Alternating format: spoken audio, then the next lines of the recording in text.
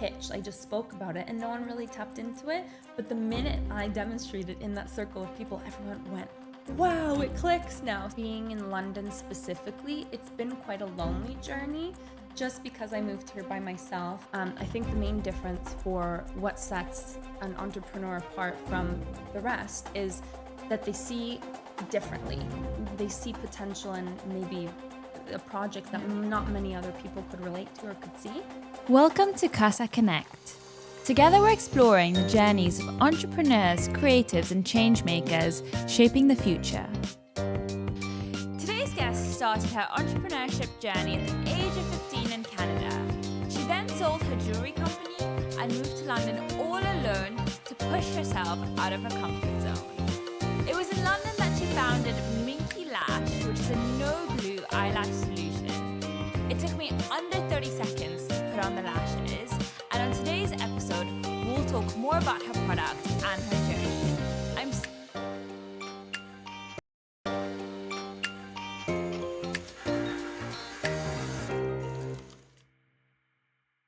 Hi Nicole, welcome to Kasa Connect. Thank you for coming. It's such a pleasure to have you. I've been excited for your episode. Thank you, and I'm so excited to be in the cutest cafe in London. So if you haven't checked it out already, please do so. Thank you. I mean, we've got the product sitting right in front of us. Mm-hmm. Show it to us.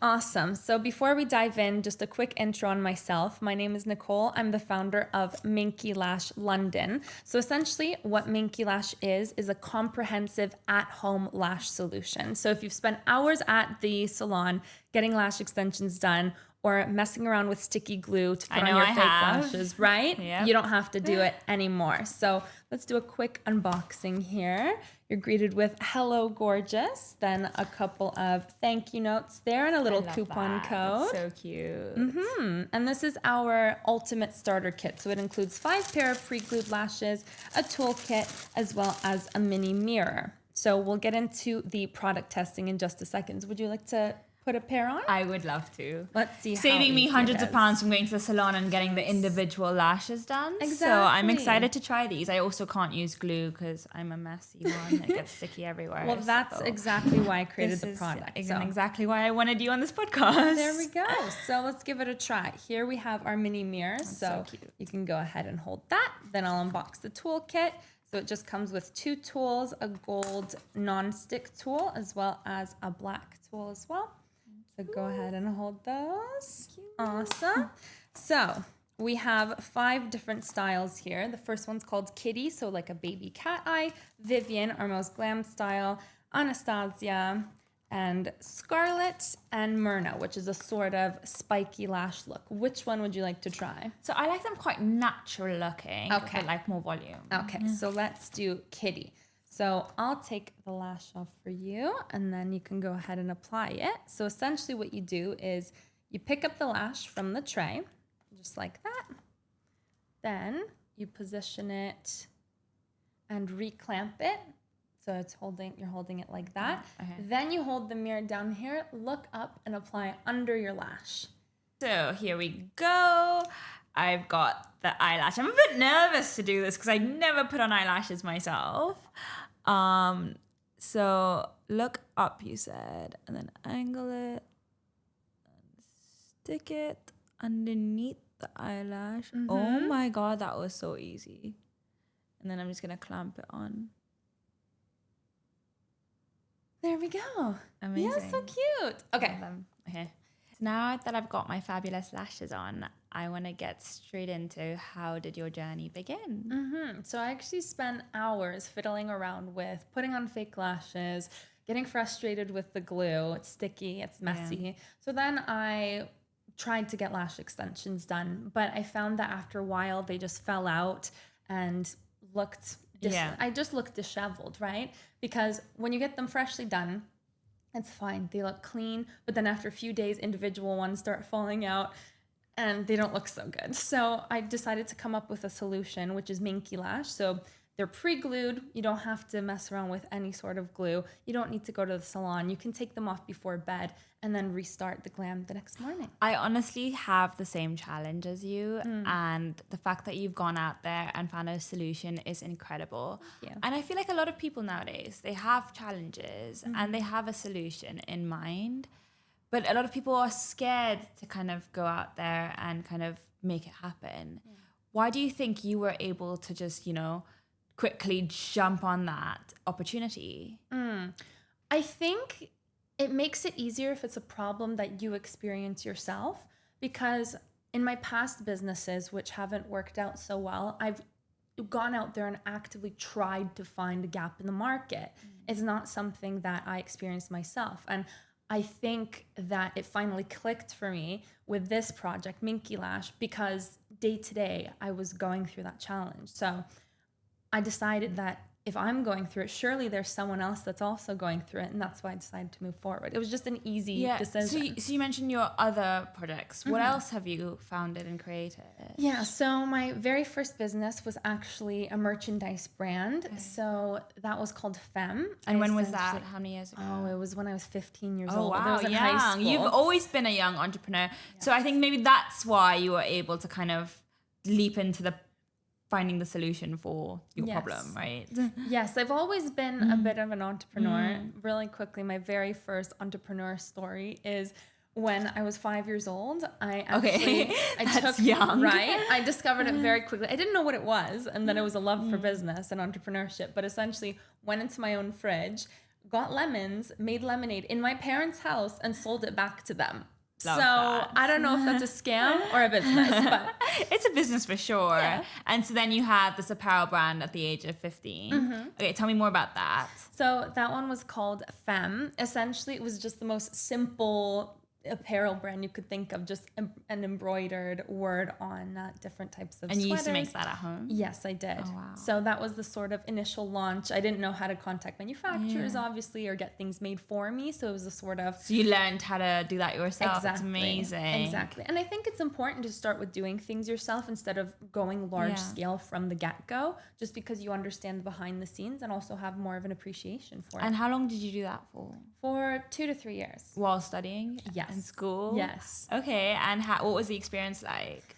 It was honestly, so that's when I first experienced what it's really like to be an entrepreneur, that your mind is occupied by your business 24/7. Even though it was quite small scale, it was my first leap into entrepreneurship. And I started getting the feelings, obviously, of excitement of being an entrepreneur, but also the sort of, not stress, but how much it occupies your mind at all times.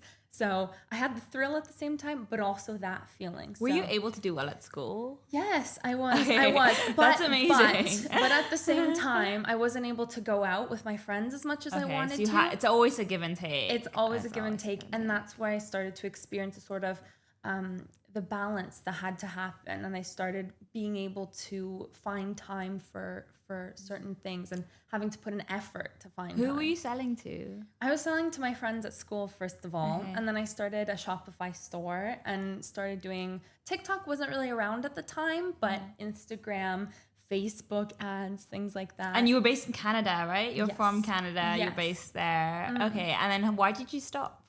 Why did I stop? Well, I actually moved into a jewelry brand. So I took the same name from the apparel brand, then moved it into a jewelry brand. Then that's the point at which I started getting manufacturers, stepping into a more serious business instead of just doing it myself from home. So it was called Boutique Fiend. Sorry, I'm grilling you here. Why the pivot into jewelry? No, why the pivot into jewelry? Well, I found that's the first project in which I sort of found a gap in the market where a lot of the girls at my school were wearing jewelry, but it was turning their neck green. Okay, fine, yes. But at the same time, the girls my age at that time were looking for an affordable solution, but also you couldn't have your neck turning green. So I decided to make a high quality jewelry brand made of more affordable materials that are still quality. So that's what I came up with. Amazing. I love that. And then was Minky Lashes right after that? Minky Lash was started when I moved to London. So that was 2 years ago when I started kind of coming up with the idea, but it was officially launched about 7 months ago now. Okay.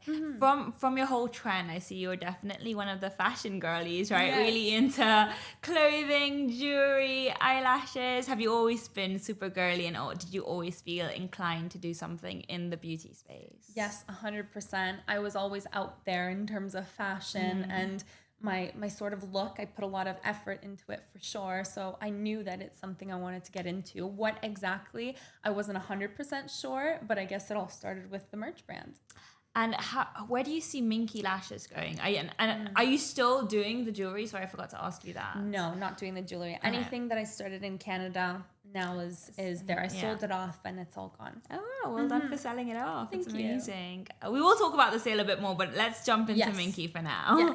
Yes. So you started Minky Lashes when you were in London. You found this gap. How's the journey been? And where do you see it going? It's been a ride for sure. There's just like with any project as an entrepreneur, there's highs, there's lows. And I find that being in London specifically, it's been quite a lonely journey just because I moved here by myself and it's been hard to find groups of people. How come you moved here? To get out of my comfort zone. I love that. I absolutely love that. I packed up from around my hometown, which is around Toronto, and just came here by myself to explore new things, to grow as a person, build character. It's definitely been character building for sure. Wow, you really have the qualities of an entrepreneur. Thank you. Putting yourself out of comfort zone, risk taker, all of these qualities, yeah. Yeah, but it's been a journey for sure. Just because the feelings that you experience as an entrepreneur, they're 10x when you're by yourself, right? The highs and the lows. So left my family behind. I knew that I was going to do something here. Got into Minky Lash, but it's a blessing that I've been able to meet people like Luna, for example, who's your co-founder. I met her at an entrepreneur event. So places like that have really been comforting to me during my journey here. But in general, it's just been such a blessing the whole way.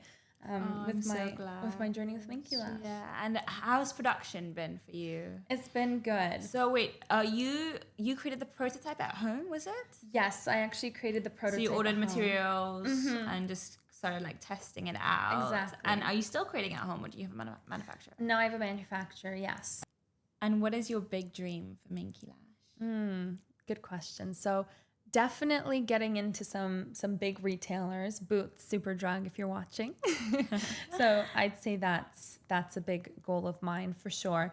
Do you know what the requirements are to get into these big retailers? To be honest, it's quite difficult to get shelf space in any retailer. Yeah. I haven't looked into it yet just because my scale isn't big enough, but it's definitely in the plans in the future. Yeah. But above these sort of tangible goals, for example, of getting into retailers, I just want to make a difference in the lives of women wearing my lashes.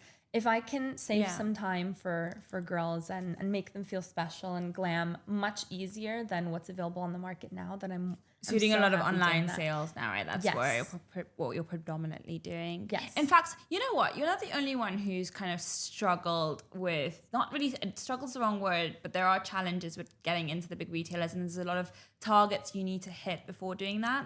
So that's when recently I've actually been thinking of, well, I am trialing it out, but using Kasa as a space for small businesses like Minky Lashes. We're trialing it out with a candle brand to kind of sell in the space, see what it feels like, do a pop-up, to have physical sales going through. That's amazing. And so do you think that's, I know I'm asking you for kind of what you think, but do you think that's something that you'd benefit from with Minky Lashes? Absolutely. I think that there's no way you can replace an in-person connection. And with tech, although tech is really useful to us, it's caused this sort of distance, especially when it comes to running a business.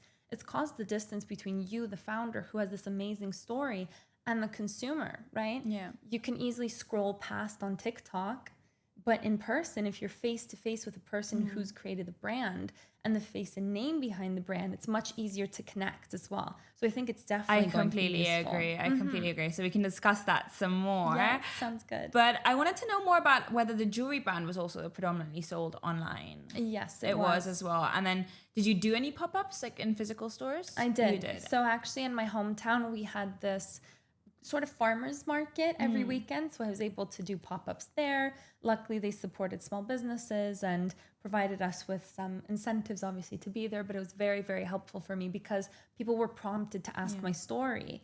If it's online, maybe you won't be able to get as much depth in terms of the face behind the brand. Fully agree. I want to know more about the sale of this jewelry business. I feel like a lot of people who want to move on and try something new, because eventually sometimes you do get tired of doing the same thing, or you get less passionate. It is a natural process, and you do want to sell it and then move on, not just shut it down, right? Exactly. So for people who want advice on that, can you tell us about how you went about on your sale and who you sold it to? I don't know if you can share. Absolutely. Well, when it comes to wanting to exit from one thing, it's first of all, I want to say it's absolutely fine because your values change. You align with different things as you move on and as you progress as a person. And something that I started years ago, I might not be fully aligned with anymore. So first of all, know that it's okay that you're feeling that way and you'd like to exit.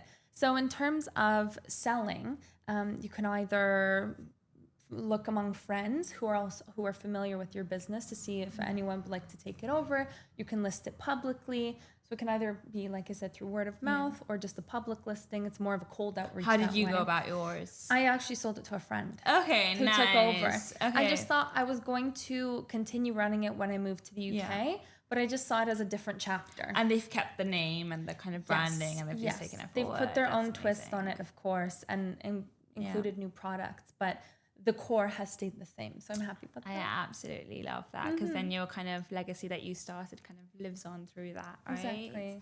Okay, and so now back to Minky Lashes. Yes. I see Minky Lashes. I should say Minky Lash. Sorry, I'm getting it wrong. You see it in the big wholesalers. Yes. What are steps that you're taking to get there? Well, definitely getting scale. So doing what I can through my point of sale. So online, TikTok Shop, Shopify, being able to scale myself, potentially getting into pop-ups, getting into places like Kasa Cafe, which are offering shelf space, getting the numbers behind the brand, of course, because when you go to retailers, they want to see that there's demand for your product. So those are the steps I'm doing now. And what's been the biggest challenge? Has it been the marketing? Because I know a lot of people say marketing. What's been the most difficult, I'd say, is customer adoption. Okay. Because to me, when I created the product, I understood the problem and I found a way to fix it myself. But this solution that Minky Lash provides is new to people who see it for the first time. So there's a huge education piece behind the brand. For example, if you see a food item on the shelf that's sugar-free, it's very intuitive. It's like, okay, it's sugar-free, let's give it a try. But for example, for a product like Minky Lash, you look at it and at first glance, you might not really know what's going on. So it requires that education piece. So the challenge there as well has come with the marketing, that it needs to be heavily focused not only on the aesthetic, but on the education piece to teach people how it works. I completely agree. And I think that for me, because this is a problem that I do face as well, like I've said, I wouldn't have looked at the box and like read about it and purchased it. But after I've sat with you and you've literally guided me on putting it on, and it's taken like less than a minute, like less than 30 seconds even, and it's sticking on really nicely and it feels comfortable, that now I can say, this is what I'm going to start using. So yeah, I do think that you've tapped into a completely new market. I've never seen a product like this, and that's where the challenge is, right? And so what do you think you are going to do to try and resolve this? So definitely continuing pushing the education piece through my marketing. I think in-person connection and demonstrations will also help. When I went to the entrepreneur event that I met Luna at, we also did something similar. So I stood in a circle of people essentially and showed them how the product worked. And before that, I did a pitch. I just spoke about it and no one really tapped into it. But the minute I demonstrated in that circle of people, everyone went, wow, it clicks now. So definitely continuing to push that through different ways. Amazing. So now we're going to go through a quick rapid fire round. Are you ready? Awesome, I'm ready. Okay, TikTok ads or influencer gifting? Oh, influencer gifting. Okay. Would you rather 100 loyal customers or 10,000 followers? 100 loyal customers. I agree with that because they will get you more followers. Exactly. Hire a PR agency or do it all yourself? Depends at what stage the business is at, but definitely starting by myself, then looking. Would you rather manufacturing delays? I mean, I know you'd rather not either, but if you had to pick, or a negative review? Oh, negative review because you can always learn from it if it's something constructive. Amazing. Solo founder life or find a dream co-founder? Definitely find a dream co-founder in the future. Feel that. Work from a cute cafe or late night hustle in bed? Oh, work from a cute cafe. Girl, I'll be here. Love it. So if someone gave you £100,000 today, what's the first thing you'd invested in? Well, £100,000. First of all, I'd love to put it in my business to make it better, to scale. But eventually, I would like the profits from any of my businesses to go back to my parents because they're my number one supporter through everything. That's really wholesome. So that's my why that. behind all my projects. Honestly, it's so important to have a why. And Yes. we'll talk about that more, but let me continue this round. Yes, go on. So what's one business tool you can't live without? Oh, I want to say, honestly, and it sounds so generic for these days, but AI, 100%. ChatGPT? Learning to leverage AI. Yeah, ChatGPT and a lot of other tools. What other tools do you use? There's AI marketing tools. There's many, many things that can support automating posts, automating reach out to influencers, let's say, the initial first message, but then afterwards you can pick it up and make it more personal. But learning to leverage AI is a game changer for any business. That is a solid answer, and we will also talk about that later. What's one thing you'd do differently if you started Minky Lash today, knowing what you know? Ooh, definitely running a market test. I got excited about it and ordered a lot of stock. Luckily, it's worked out. But my advice for anyone starting a business is definitely start with a solid test market, gather feedback, improve the product, then launch on a larger scale and take it step by step that way. Fair enough. And would you rather go viral on TikTok or get featured in Vogue? Definitely featured in Vogue. Okay, nice. I would have thought you said go viral on TikTok just because things are just blowing up. Like, I was talking to Luna about this recently. What is this La Boo Boo trend, right? I have no clue. I saw it for the first time 2 days ago. I don't understand. TikTok's making things famous, like Dubai chocolate brand. And yeah, but no, fair enough. Vogue is the classic. 100%. Most unexpected skill you've learned as a founder? Oh, I wouldn't say, well, unexpected is an interesting word to use, but I think the most valuable is resilience. Through the highs and lows, you need to learn to keep going and kind of see the bigger picture. So I look back sometimes, we can say unexpected because I look back and reflect on where I was at the start of all of this, at the start of my entrepreneurial journey and where I am now. And it's honestly it is unexpected how much you can grow in such a short period of time. Who's your role model entrepreneur? Definitely Sarah Blakely, the founder of Spanx. That's a good one. Yeah, she started with, I think it was something like $5,000 in her bank account, but she had a vision and made it happen. So I can resonate with that. And she's such an inspiration to me. I absolutely love that answer. Yeah, she is great. And back to your why, actually. I really want to talk about your why. So, I mean, I know you founded Minky Lash from a personal challenge, but why do you do what you do? Bigger picture, what fuels you? Well, like I mentioned before, I have this big vision to give back to my parents. They've been there through everything. And any crazy idea I have, they never judge me for it.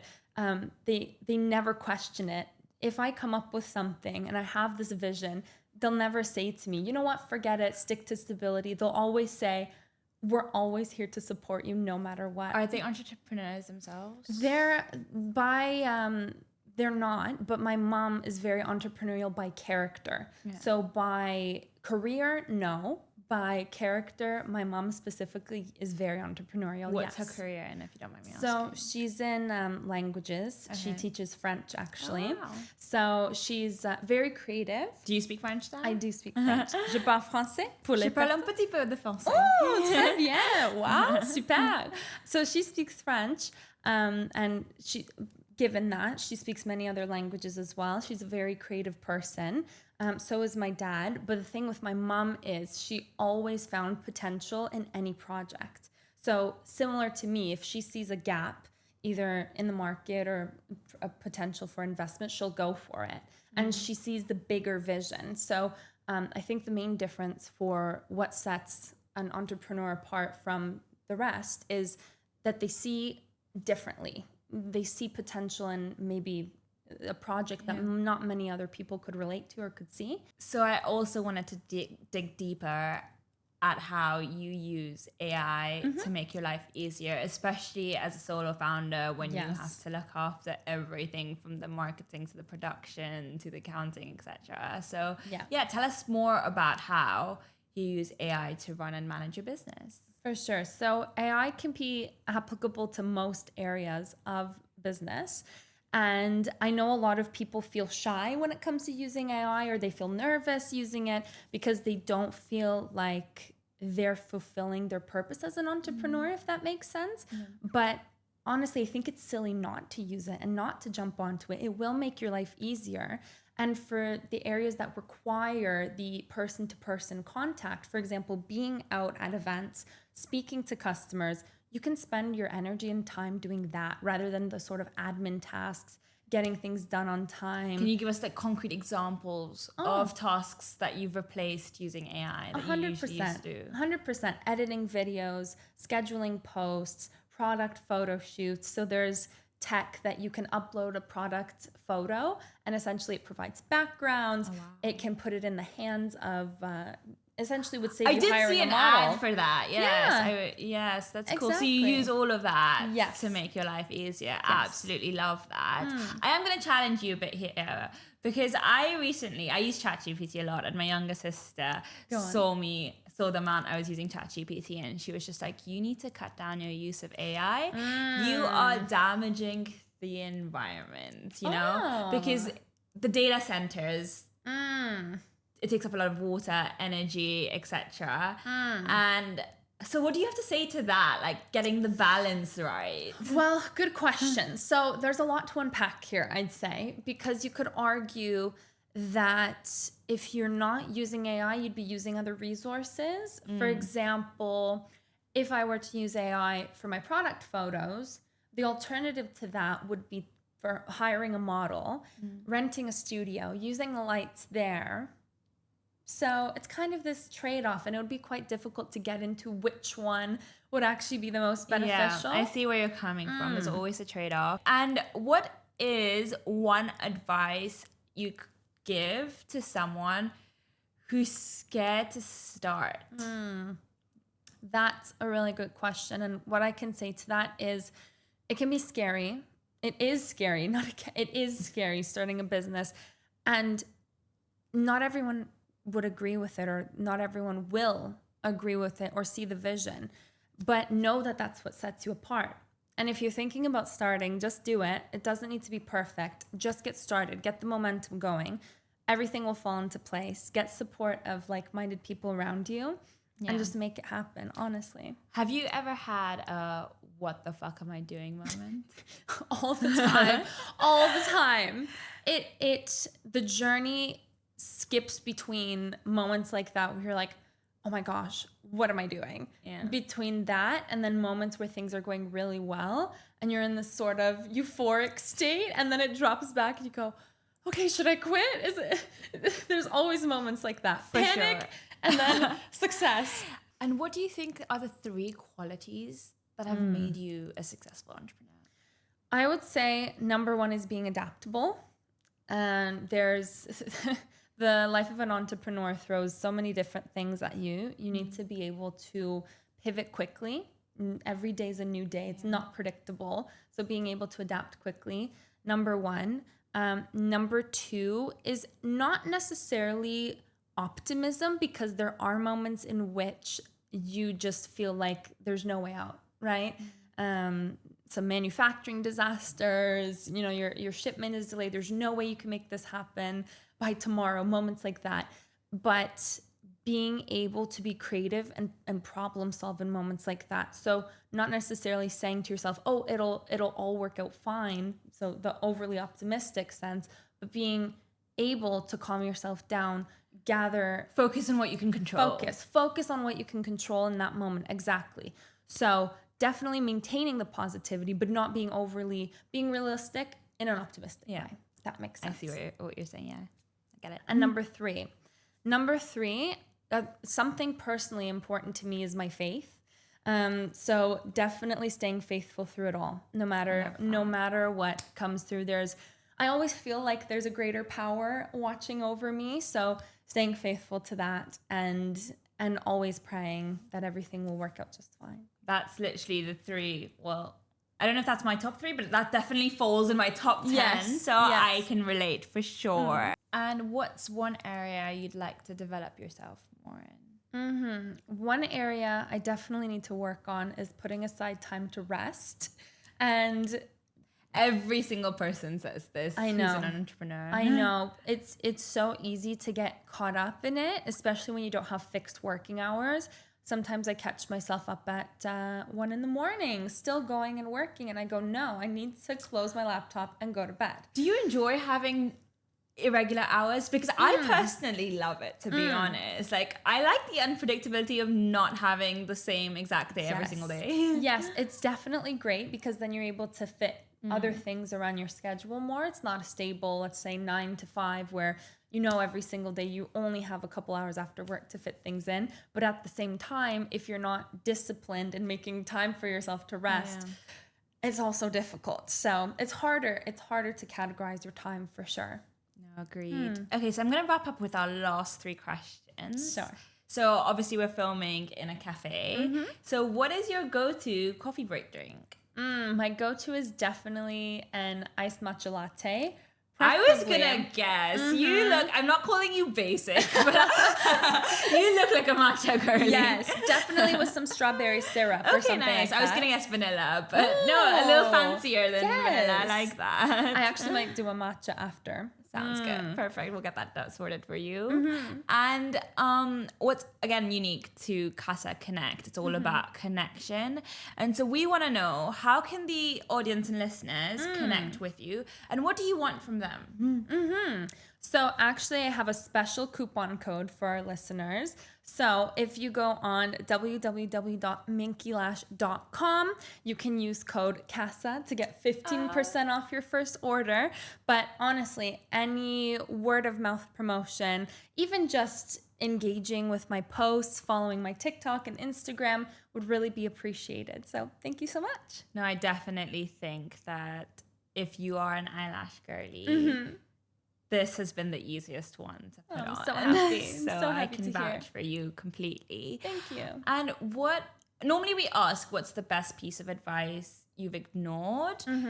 But I think I want to ask you, what's the advice you'd give your 15-year-old self? Best advice to my 15-year-old self. So that's the time at which I was just starting to explore what it's like to be an entrepreneur. I would say just keep going. There's going to be difficult moments. There's going to be moments in which you're questioning why you're doing it. And it's not perfect. It's hard. And I'm not going to lie about that. But it's really important to just keep going no matter what. Stay consistent. Again, surround yourself with the right people. Not everyone is going to get what you're doing, but that doesn't matter. You need to get in the rooms with people who do and who want to support you. I think that's a really important message, because I think you see so many success stories, because when you scroll through social media, that's kind of what's being shown. Yeah. And so you think it's easy, but then it's actually very difficult when you get to it yourself. Yes. And a lot of people give up thinking there's something wrong, I'm doing something wrong, because the journey should be easier than this. And I think that's the whole purpose of Kasa Connect, to share the real ups and downs. Which happen. Yeah, which happen. Not to discourage people from following this path, but just so you feel like you're not alone. That's it. There are other people going through this journey, but you know what? Persevere if you believe in it, if it's aligned to your why. Exactly. And yeah, keep Make going. it happen. Make it happen. That's it. Follow your dreams.